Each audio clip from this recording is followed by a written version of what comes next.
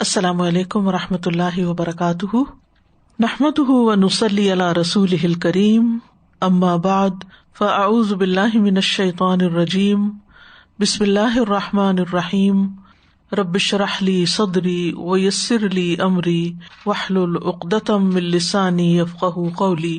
آج ہم انشاءاللہ جنت کے بارے میں پڑھیں گے، جنت کا حسن۔ عبداللہ ابن عمر سے مروی ہے، وہ کہتے ہیں میں نے رسول اللہ صلی اللہ علیہ وسلم کو فرماتے ہوئے سنا، اللہ عز و جل قیامت والے دن جنت کو بلائے گا، وہ اپنی زینت اور سجاوٹ اور نمائش اور آرائش کے ساتھ آئے گی، خوب سجی بنی۔ پھر اللہ تعالیٰ فرمائے گا میرے وہ بندے کہاں ہیں جنہوں نے میرے راستے میں قتال کیا اور ان سے قتال کیا گیا، انہیں میرے راستے میں تکالیف دی گئیں اور انہوں نے میرے راستے میں جہاد کیا، میرے بندو تم جنت میں داخل ہو جاؤ۔ یعنی جن کو اللہ کے راستے میں ستایا گیا، سب سے پہلے اللہ سبحانہ وتعالیٰ ان کو آنر بخشیں گے، پس وہ بغیر حساب کے جنت میں داخل ہو جائیں گے۔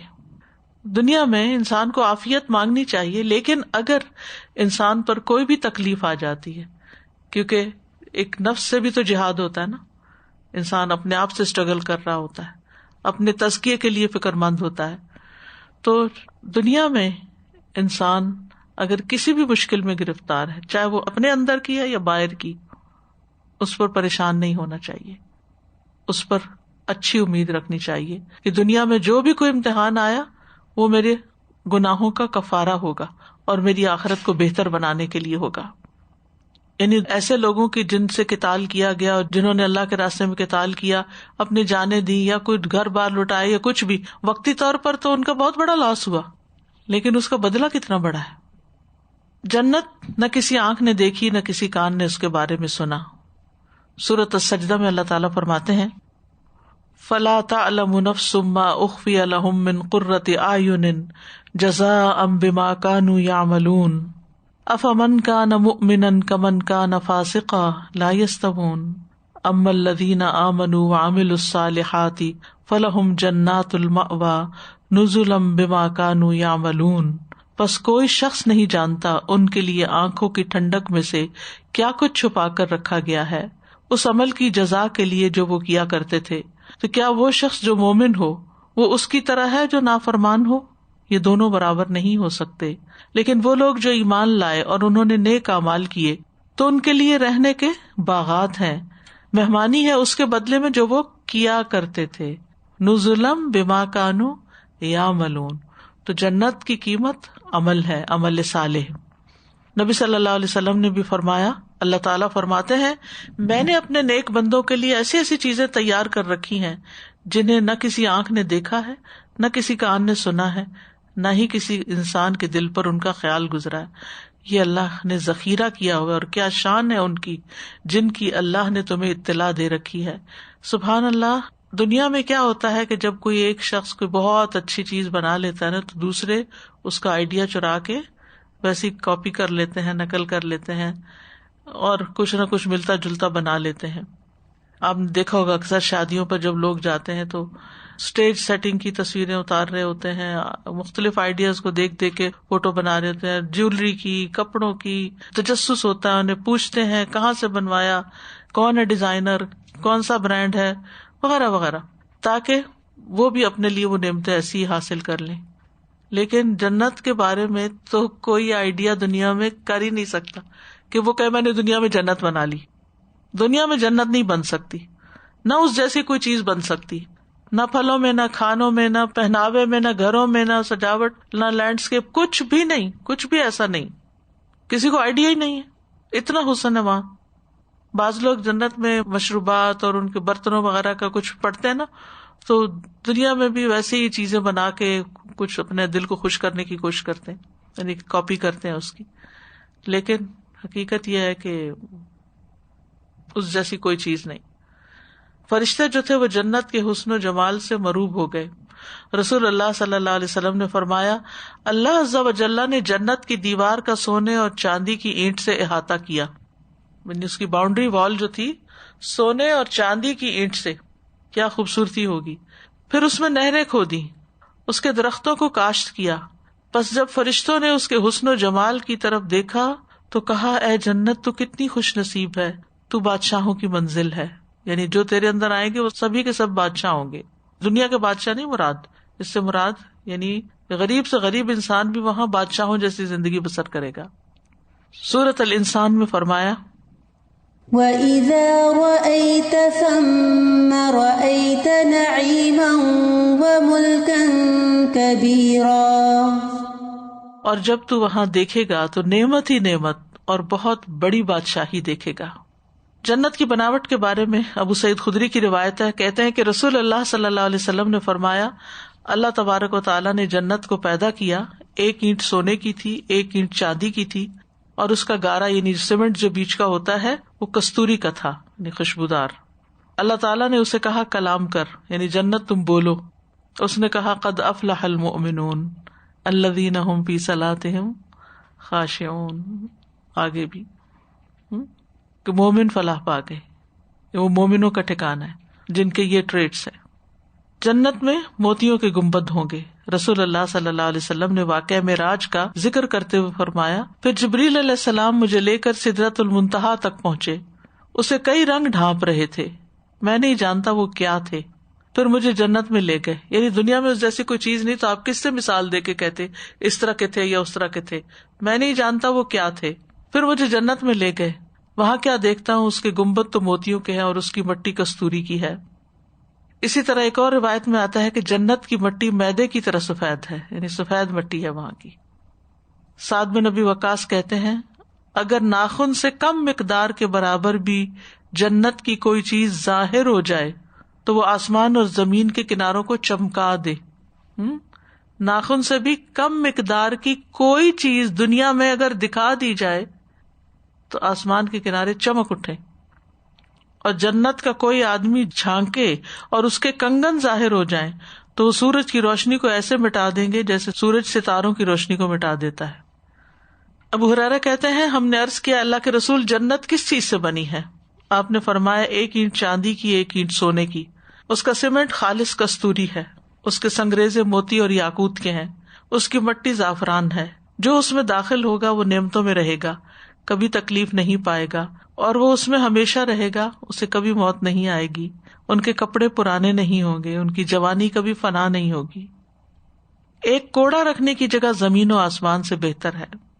رسول اللہ صلی اللہ علیہ وسلم نے فرمایا جنت میں سے کسی ایک کے کوڑے کی جگہ آسمان اور زمین کے درمیان جو کچھ ہے اس سے بہتر ہے. آسمان اور زمین کے درمیان یعنی پوری دنیا سے بہتر ہے.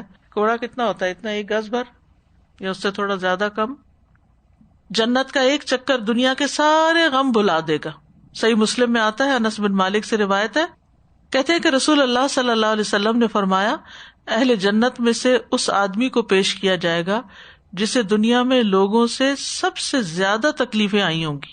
جو دنیا میں سب سے زیادہ دکھی شخص ہوگا اس کو لایا جائے گا. پھر اسے جنت میں صرف ایک دفعہ غوطہ دے کے پوچھا جائے گا اے ابن آدم کیا تو نے کبھی کوئی تکلیف بھی دیکھی؟ کیا تم پہ کوئی سختی بھی گزری؟ وہ کہے گا میرے رب اللہ کی قسم کبھی کوئی تکلیف میرے پاس سے گزری نہیں، اور نہ ہی میں نے کبھی کوئی شدت اور سختی دیکھی. یعنی وہ خوشی اس کو سارے دنیا کے غم اور دکھ اور تکلیف اور پریشانیاں بھلا دے گی.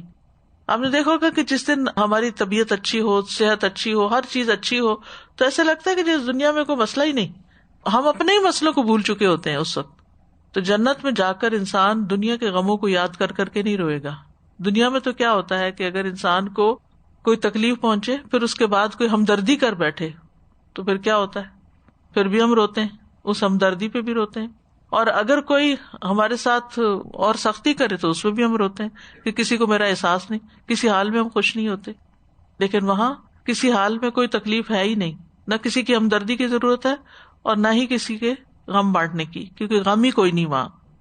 جنت میں داخلے کے بارے میں آتا ہے کہ سب سے پہلے نبی صلی اللہ علیہ وسلم کے لیے جنت کے دروازے کھولے جائیں گے. حذیفہ بن یمان کہتے ہیں کہ نبی صلی اللہ علیہ وسلم کے صحابہ نے کہا ابراہیم علیہ السلام خلیل اللہ ہیں، عیسیٰ علیہ السلام اللہ کا کلمہ اور روح ہیں، اور موسیٰ علیہ السلام سے اللہ نے کلام کیا. اے اللہ کے رسول آپ کو کیا عنایت کیا گیا؟ یعنی ان کے یہ ٹائٹلز ہیں خلیل اللہ، کلمت اللہ اور کلیم اللہ. آپ نے فرمایا قیامت کے دن آدم علیہ السلام کی ساری اولاد میرے جھنڈے تلے ہوگی اور میں وہ ہوں جس کے لیے سب سے پہلے جنت کے دروازے کھولے جائیں گے. انس رضی اللہ عنہ کہتے ہیں میں نے رسول اللہ صلی اللہ علیہ وسلم کو یہ فرماتے ہوئے سنا، قیامت کے دن سب سے پہلے میری قبر کھلے گی اور میں اس پہ فخر نہیں کرتا، مجھے قابل تعریف جھنڈا دیا جائے گا لواء حمد، میں اس پر بھی فخر نہیں کرتا، میں قیامت کے دن تمام لوگوں کا سردار ہوں گا، میں اس پہ بھی فخر نہیں کرتا، میں جنت کے دروازے پر پہنچ کر اس کا حلقہ پکڑوں گا تو وہ کہیں گے نہیں جنت کے داروغہ یہ کون ہے، میں کہوں گا محمد صلی اللہ علیہ وسلم، پس وہ میرے لیے دروازہ کھول دیں گے اور میں جنت میں داخل ہو جاؤں گا۔ نبی صلی اللہ علیہ وسلم کے ساتھ آپ کی امت بھی سب سے پہلے جنت میں داخل ہوگی۔ آپ نے فرمایا ہم آخری ہیں، پھر بھی قیامت کے دن پہلے ہوں گے اور ہم ہی پہلے جنت میں داخل ہوں گے، یعنی سب سے پہلے امت محمد صلی اللہ علیہ وسلم کا حساب چکایا جائے گا، وہ پل کراس کرے گی اور سب سے پہلے وہ جنت میں جائے گی۔ عبداللہ ابن عمرو العاص سے روایت ہے کہ رسول اللہ صلی اللہ علیہ وسلم نے صحابہ کرام سے پوچھا، کیا تم جانتے ہو کہ اللہ کی مخلوق میں سے سب سے پہلے جنت میں کون داخل ہوں گے؟ صحابہ نے عرض کیا، اللہ اور اس کا رسول ہی بہتر جانتے ہیں۔ آپ نے فرمایا، جنت میں سب سے پہلے اللہ کی مخلوق میں سے وہ فقراء اور مہاجرین داخل ہوں گے جن کے آنے پر دروازے بند کر دیے جاتے تھے کہ بس اب ان کی ضرورت نہیں، ان کے ذریعے ناپسندیدہ امور سے بچا جاتا تھا، یعنی جہاں کہیں کوئی مسئلہ ہوتا تھا وہ جا کے اس کو حل کرتے تھے، کوئی جنگوں میں حصہ لینا ویسے بھی، اور اپنی حاجتیں اپنے سینوں میں لیے ہوئے مر جاتے تھے لیکن انہیں پورا نہیں کر سکتے تھے، ادھر ریسورسز کے نہ ہونے کی وجہ سے اور ٹائم کے نہ ہونے کی وجہ سے۔ اللہ اپنے فرشتوں میں سے جسے چاہیں گے حکم دیں گے کہ ان کے پاس جاؤ اور انہیں سلام کرو، فرشتے عرض کریں گے کہ ہم آسمانوں کے رہنے والے ہیں اور آپ کی مخلوق میں منتخب لوگ، اور آپ ہمیں ان کو سلام کرنے کا حکم دے رہے ہیں۔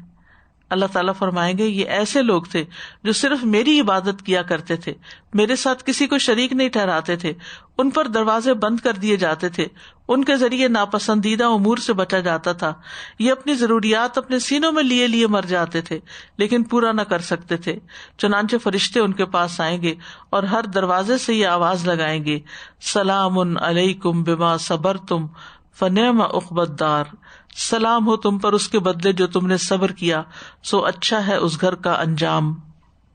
سلام علیکم بما صبرتم فنعم عقبی الدار۔ ابو ہریرہ کہتے ہیں رسول اللہ صلی اللہ علیہ وسلم نے فرمایا، پہلا گروہ جو جنت میں داخل ہوگا ان کی صورت 14ویں رات کے چاند جیسی ہوگی، وہ نہ وہاں تھوکیں گے، نہ بلغم نکالیں گے، نہ بول و براز کریں گے، یعنی کسی قسم کی کوئی بھی گندگی، کوئی بھی سیکریشنز ان کی نہیں ہوں گی، ان کے برتن سونے کے ہوں گے، ان کی کنگھیاں سونے اور چاندی کی ہوں گی، ان کی انگیٹھیوں میں عود سلگے گا، ان کا پسینہ مسک کا ہوگا۔ رسول اللہ صلی اللہ علیہ وسلم نے فرمایا، میری امت میں 70,000 یا 7 لاکھ آدمی جنت میں جائیں گے، وہ ایک دوسرے کو تھامے ہوں گے، ان کا پہلا ابھی اندر داخل نہ ہونے پائے گا جب تک آخری بھی داخل نہ ہو جائے، ان کے چہرے 14ویں رات کے چاند کی طرح روشن ہوں گے۔ وآخر دعوانا ان الحمد للہ رب العالمین، سبحانک اللہم وبحمدک، اشہد ان لا الہ الا انت، استغفرک واتوب الیک۔ السلام علیکم ورحمۃ اللہ وبرکاتہ۔